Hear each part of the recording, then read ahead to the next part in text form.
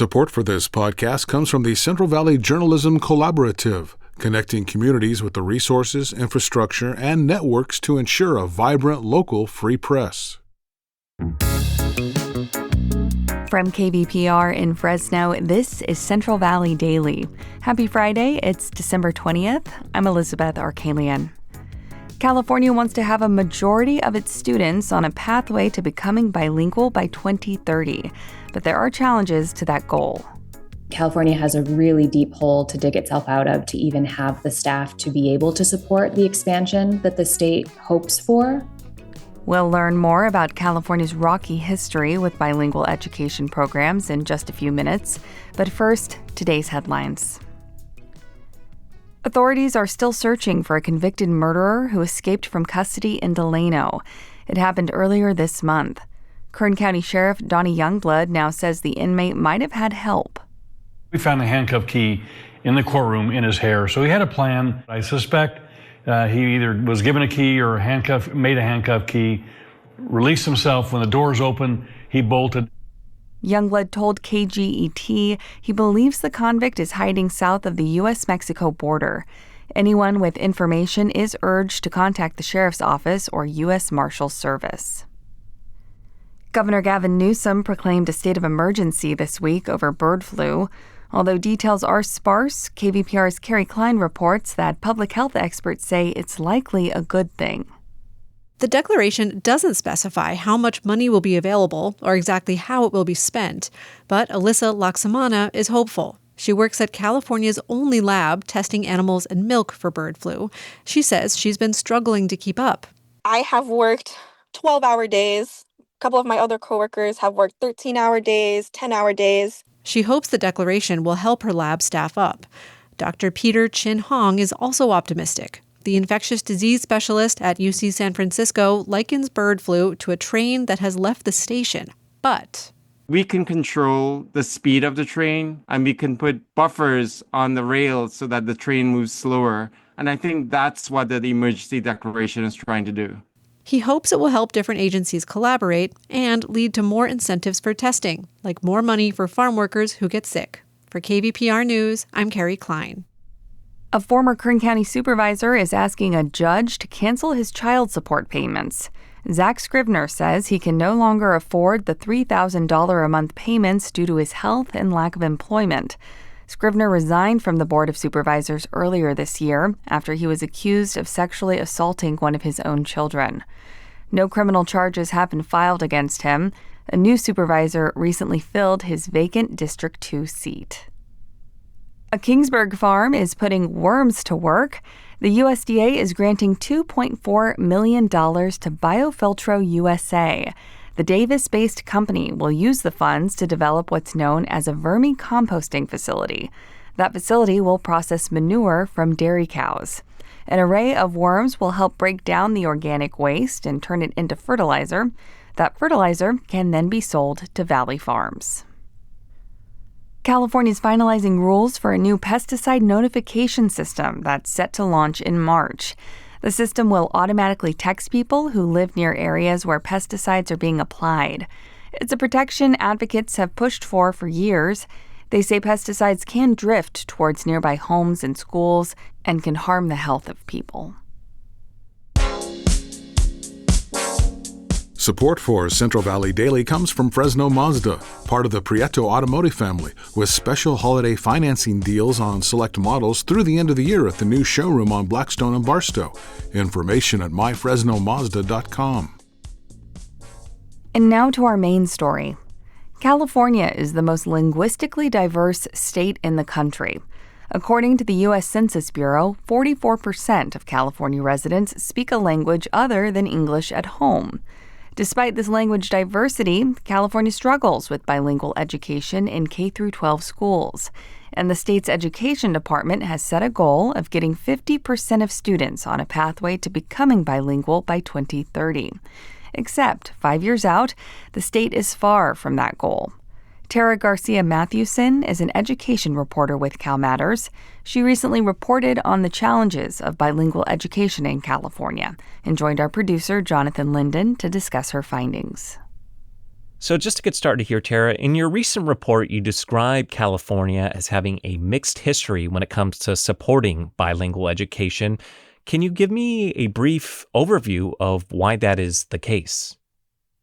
Yes, well, California has really flip-flopped over the last 100 or so years. In the late 1800s, the state had an English-only law, like much of the country, requiring that public education be offered in English only. And then after the Civil Rights Movement, like a few other states, California required bilingual education for the children of immigrants. This was seen as a way for them to best be able to actually access education. They need to understand it to be able to learn anything.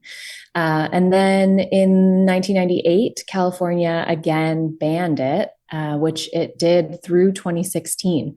So the state is only 8 years into allowing any forms of bilingual education formally in state policy. And there is a distinction between bilingual education and dual language education, correct? Yes, dual language is kind of the new popular model for bilingual education.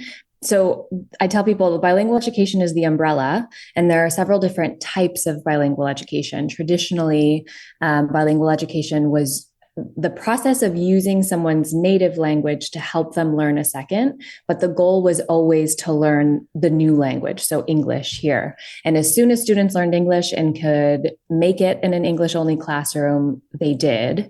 Dual language education creates the goal of bilingualism. And so students, if the program runs K through 8, for example, even after kids have already mastered English, they still spend about half of their day learning another language like Spanish. So when bilingualism is the goal in dual language programs, you keep both languages the whole time you're in the programs. For your story, you spoke with a woman named Barbara Flores, who grew up here in the Central Valley in Madera. What about her story illustrates the changing approach the state has had towards bilingual education? Oh, Barbara's story struck me so much because she entered Madera Unified. She went to Washington Elementary School, and she entered kindergarten speaking only Spanish. She's the grandchild of Mexican immigrants. And when she got to school, she was furious. She didn't understand anything. The teachers demanded she speak English. During her time that first year, she was hit, her braids were pulled, she was teased and scolded for speaking Spanish. And it was an awful experience for her. And that really reflected the time. It's like I said before, these were the years where English only education was required. But she went on to study bilingual education. She became a professor in a program training teachers to teach in bilingual programs at Cal State San Bernardino. And that was during the years when the state mandated bilingual education. So she started there in 1987. And then her daughter was a student in San Bernardino City Public Schools in a dual language program when in 1998, the state banned bilingual education again.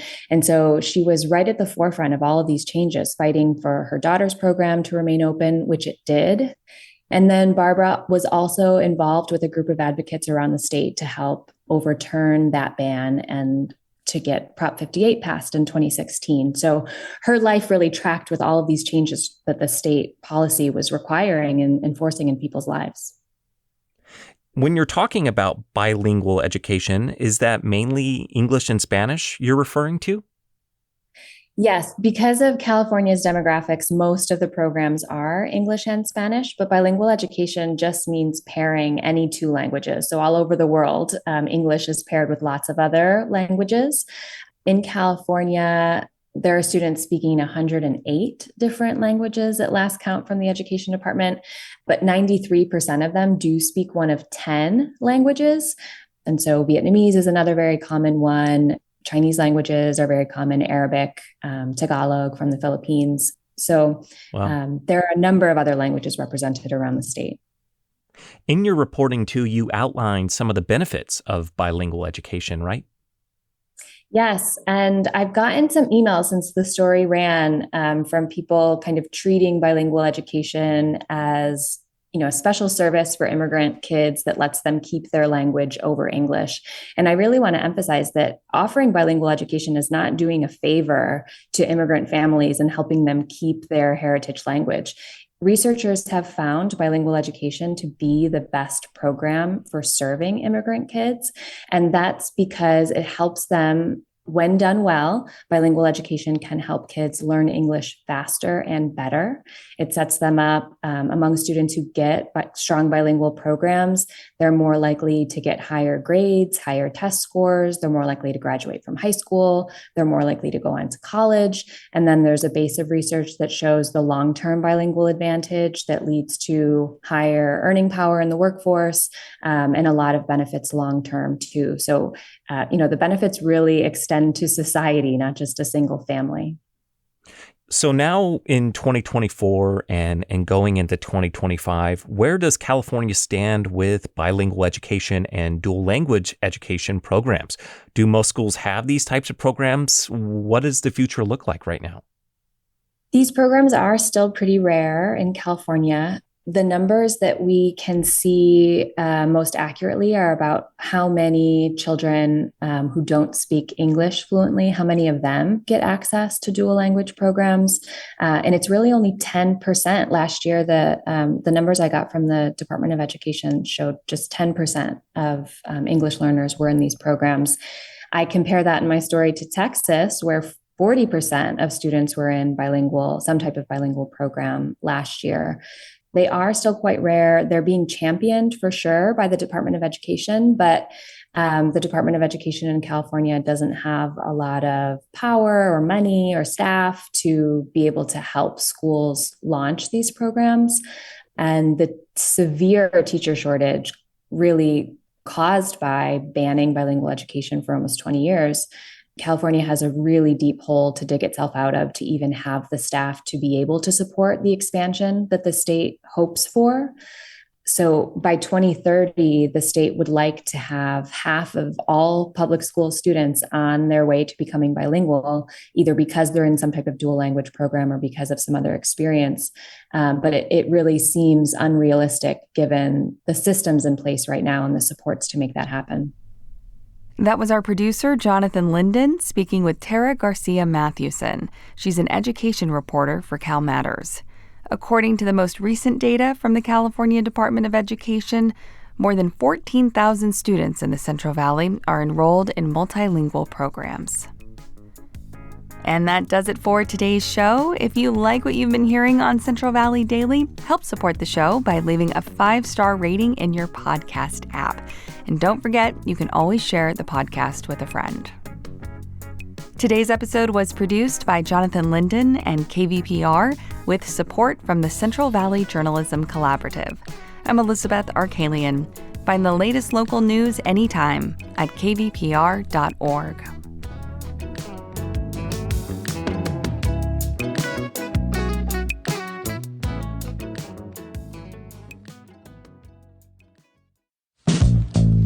We could all use a little help navigating the news these days. The Consider This podcast wants to give you a hand. 6 days a week, we'll help you make sense of the day's biggest news story and what it means for you in less than 15 minutes. Listen now to the Consider This podcast from NPR.